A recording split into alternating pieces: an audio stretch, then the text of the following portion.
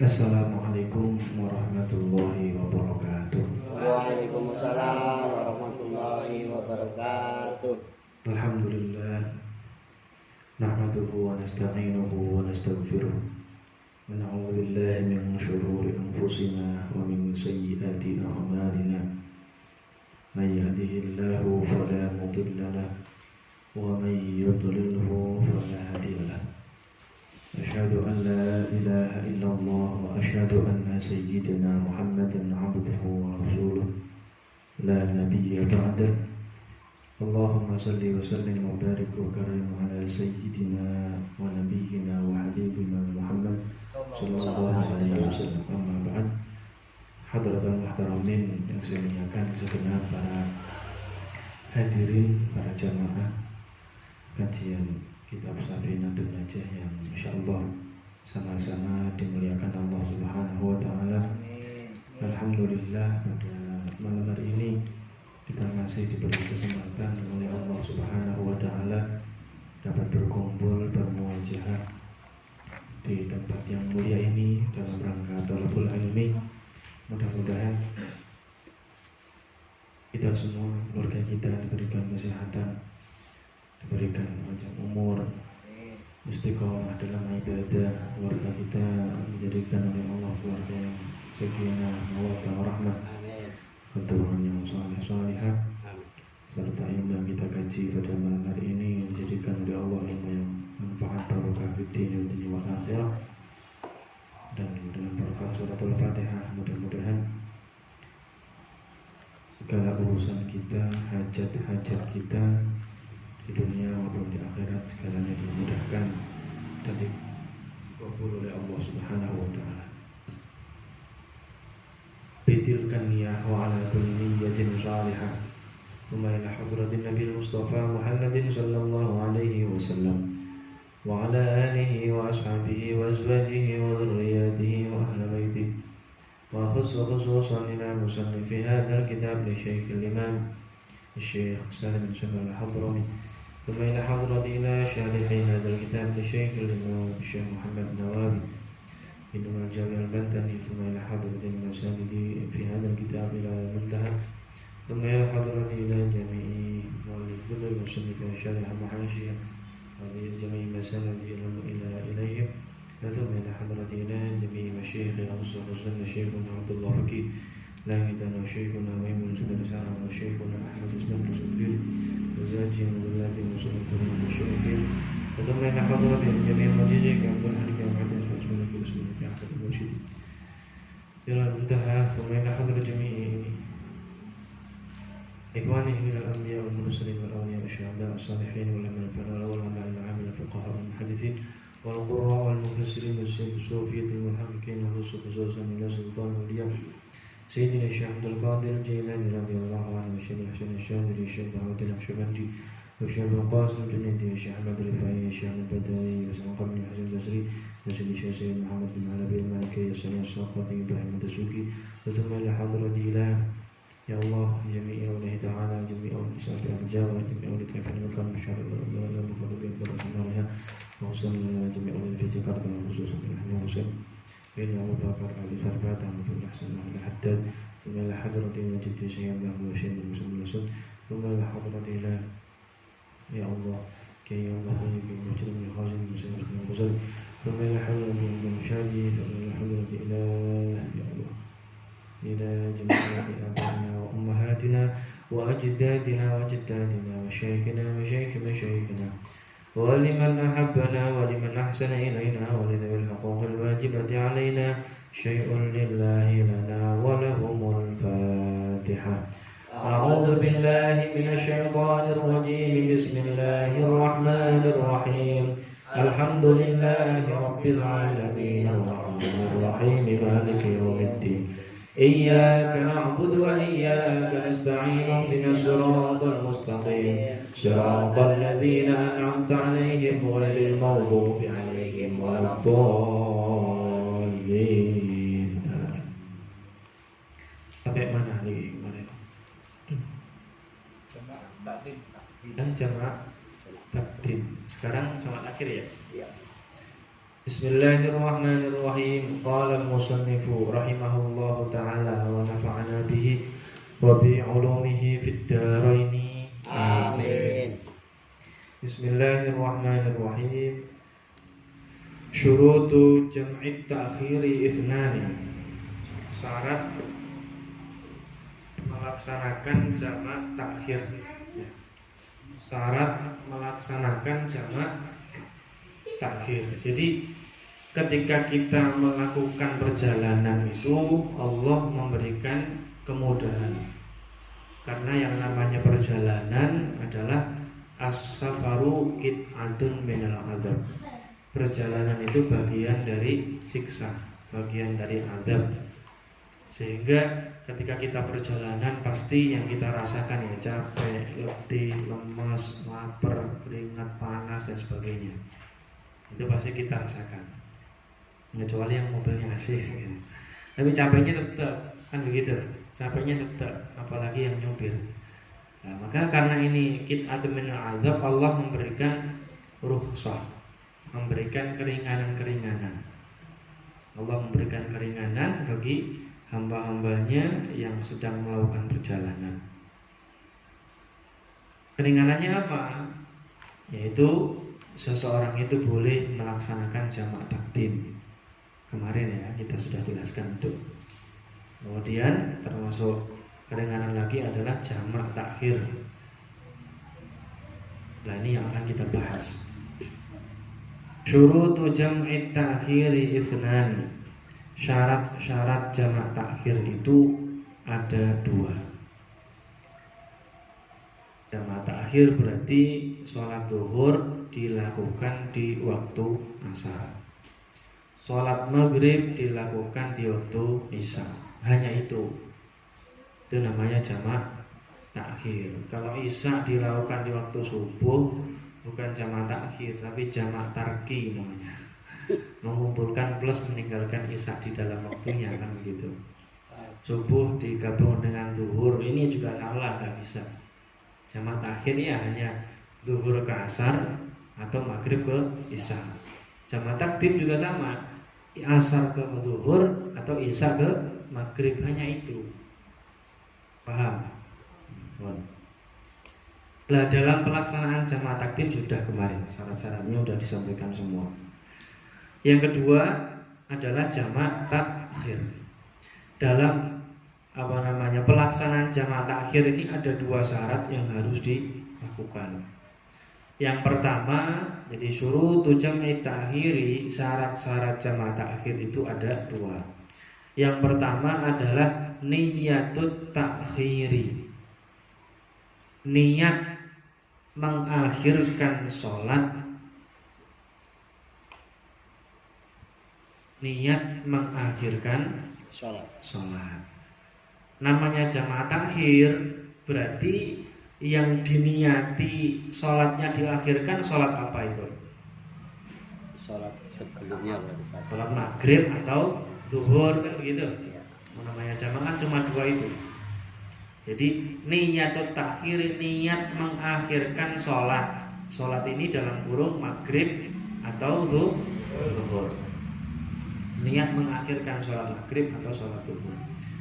Dan niat ini dilakukan waqad baqiya minal waqtil ula ma yasa'u.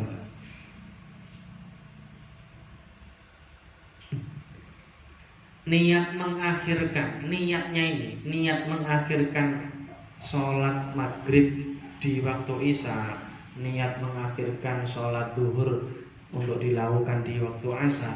Itu niatnya kapan? Niatnya adalah selama waqad baqiya minal waqtil ula, selama waktu yang pertama itu masih ada. Kalau sholat zuhur kita niat jamak takhir, niat mengakhirkan sholat zuhurnya ya, itu ketika ada zuhur kita sudah niat, ya Allah saya niat mengakhirkan sholat zuhur saya, nanti saya jamak, saya akhirkan di waktu asar. Jam 12 masih bisa, karena waqad baqiya minal waqtil ula, jadi waktu pertama masih ada. Kalau zuhur kan jam ibaratnya jam 12 sampai jam 3 kan gitu. Iya kan? Ini kan waktu untuk melakukan sholat zuhur. Nah, waktu-waktu ini jam 12 sampai jam 3 ini kita masih bisa untuk mengakhirkan mesti niat mengakhirkan sholat. Paham ya? Tapi ada tambahan lagi mayasauha ya. Jadi selama waktu itu cukup untuk digunakan sholat zuhur ataupun sholat maghrib. Kalau sholat zuhur kira-kira butuh berapa menit plus wudhunya plus memakai pakaian untuk nutup auratnya. Sampai wudhu berapa menit? 2 lah. 2 menit. Kelamaan. Lama banget gitu. Semenit. Nah kalau airnya kecil gitu kan. Oh gitu. Ya, yang jadi ukuran yang biasa lah, bukan yang ngicir-ngicir gitu. Yang jadi ukuran ya yang agak biasa. Yang ketika air biasa. 2 menit itu udah aman 2 menit. 2 menit ya. Plus doanya kalau dibaca. Baca lah, masa. Berarti kan Ya kan? itu Kalau ada di tembok. Ya, basuh muka 3 kali, tangan 3 kali, usap kepala 3 kali, basuh kaki 3 kali, plus doanya sebelum cuci tangan dulu, siwakan dulu, baca bismillah dulu, selesai wudhu, baca doa Allahumma ja'alni minat tawwabin wa ja'alni minal mutatahhirin wa ja'alni min ibadika sholihin. Terus baca surat Inna Anzalna ini kalau dibaca. Gitu. Kira-kira 2 menit. Ya. Plus pakai pakaian untuk nutup aurat, sarung, pakaian baju, peci berapa menit? Setengah menit cukup ya? Hah? Atau 1 menit? Cukup. 1 menit lah. 1 menit ya, 1 menit. Kemudian sholatnya, sholat maghrib, sholat 2 rakaat dulu lah. Qobliyahnya, kalau zuhur qobliyah berapa menit? Qobliyah 2 menit. Berarti 5. Wudhunya 2 ya, 2 menit ya. Pakai pakaian 1 menit. Sholat qobliyah 2 menit. 2 menit. 4 menit. 5 ya. Kemudian sholat maghrib berapa? 5 menit. 5 menit 10 menit. Kalau sholat zuhur berapa menit? Dan kalau itu paling juga 5 menit. 5 menit. Ya 5 menit. Berarti 10 menit ya. Berarti sampean bisa niat mengakhirkan sholat zuhur ya, bisa niat mengakhirkan sholat zuhur itu sebelum jam 3 kurang 10 menit. Jam 3 tet adzan asar seumpama. Ya kan? Jam 3 tet adzan asar. Maka 10 menit sebelum adzan itu sampai sudah tidak bisa niat. Bisanya jam 3 kurang 11 menit lah, itu masih bisa. Karena 10 menit itu udah minimal untuk kita gunakan untuk wudhu, pakai pakaian, sholat sunnah dan qobliyah, kemudian salam, itu hanya cukup itu. Maka itu ditaruh di waktu akhir, kira-kira 10 menit tadi. Berarti jam 3 kurang 10 menit. Jam 3 kurang 10 menit, walaupun itu belum ada asar, sampean sudah tidak bisa niat jamak takhir, niat mengakhirkan sholat, sudah tidak bisa. Jadi kalau setengah 3 masih bisa. Batasnya 22.50. Ya intinya Paham ya? kalau longgarnya mungkin setengah jam sebelum waktu. Nah, setengah jam. Pokoknya masuk waktu zuhur, kita mau santai. Terus oh iya ini ya mau nyari rest area masih jauh ya? Iya masih jauh. Coba lihat jam dulu. Setengah 3. Oh, ternyata jam 6:30. Isaknya berapa menit lagi? 30 menit. Oh masih bisa ini. Ya udah kita niat mengakhirkan sholat maghrib sekarang. Paham ya? Nah, ketika sudah niat begitu ya sudah lanjut aja. Nanti nyari rest areanya di waktu isya nggak masalah. Yang penting sudah niat, menetapkan niat, isbat niat di waktu maghrib. Bahwasanya sholat maghribnya itu diakhirkan untuk dijamak, dilakukan di waktu isya. Paham ini? Jadi kalau niat mengakhirkannya tadi sudah mepet waktu isya kurang 2 menit, walaupun belum isya, walaupun itu masih waktu maghrib, udah nggak bisa. Karena nggak tadi niatnya 2 menit kan nggak cukup buat sholat maghrib plus wudhunya plus pakai pakaiannya ya kan, nggak cukup. Paham Kemudian yang kedua, wa dawamul udhri ila tamamis tsaniyah, dan masih tetapnya uzur sampai sampai pelaksanaan waktu sholat yang kedua.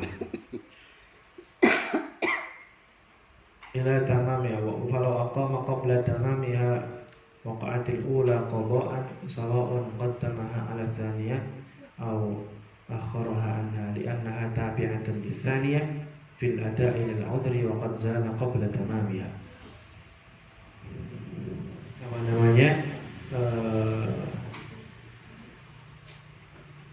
Syarat yang kedua adalah masih tetapnya uzur sampai pelaksanaan waktu sholat yang kedua. Paham ini?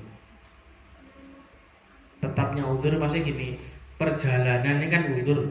Uzur boleh untuk menjamak. Ya, dia melakukan sholat zuhur yang dilakukan di waktu asar, itu ketika dia melakukan di waktu asar itu uzurnya masih ada. Maksudnya dia masih dalam perjalanan. Kalau udah nyampe ya nggak bisa. Kalau udah nyampe tidak bisa, karena uzurnya sudah selesai. Jadi jamak itu nggak di rumah, tapi di perjalanan sebelum masuk kotanya. Paham ya? Paham ini? Paham. Nah, itu.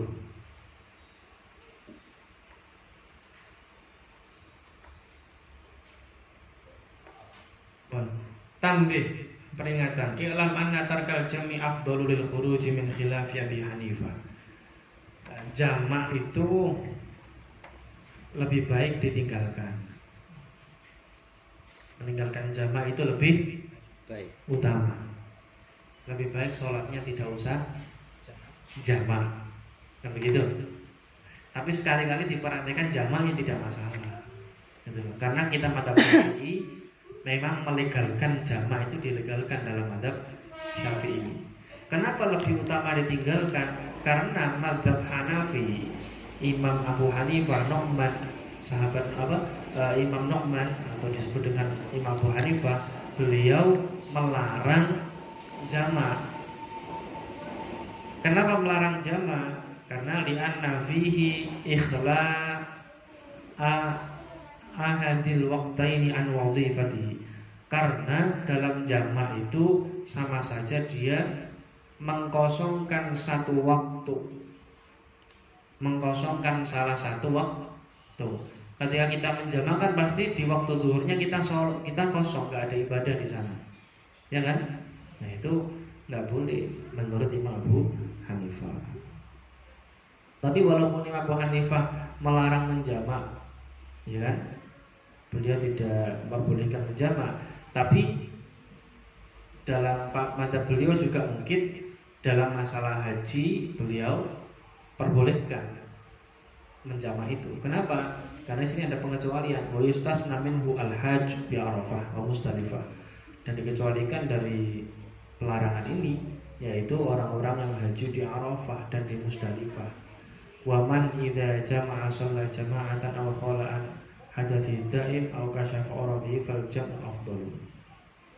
Karena di sana ketika dia menjamak sholat dengan berjamaah atau dia bersih dari hadasnya, nah ketika dia sholat di dalam waktunya masing-masing, zuhur sholat di dalam waktunya, asar dalam waktunya. Ini kalau nanti dapat air untuk wudhu, kalau enggak nggak pusing, kan begitu. Karena di sana manusia banyak, air juga dipakai orang banyak, sehingga ini dikecualikan.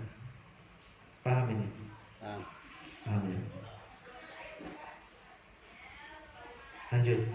Jadi pembahasan jamak takdim dan jamak takhir sudah ya. Kemarin bahas jamak saja kemarin. Nah kita lanjut bahas qasar.